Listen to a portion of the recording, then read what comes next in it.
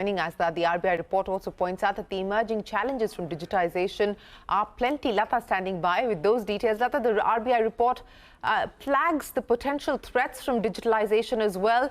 Take us through the key causes of concern or the key risks that the RBI is warning us about.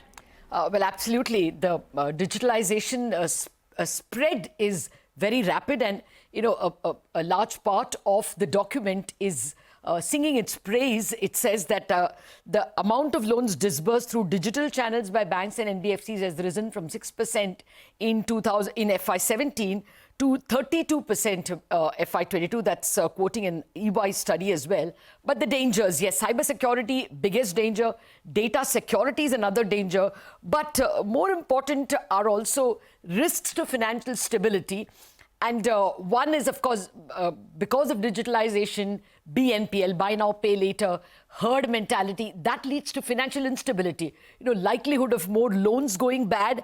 But the bigger problem is actually a concentration of power because, without naming names, Reserve Bank does point out that big tech has a big advantage. And therefore, there can be concentration of economic power in e-commerce areas. And that can in turn lead to sometimes lesser, lesser impact of RBI's, say, interest rate hikes if it wants to tone down the amount of lending. But on balance, Reserve Bank says that actually because of digitalization, the impact of its inflation control measures have actually improved. That's what their model suggests. But they are definitely worried about digitalization increasing financial instability risks. Because of the leak of data and because of the widespread use of digital instruments by people who are not yet trained in financial literacy and in data security issues. One of the ways in which Reserve Bank has controlled it, or actually several ways, they have increased the amount of controls on fintech-led lending. But the bigger thing that the Reserve Bank has embarked on is its own cloud.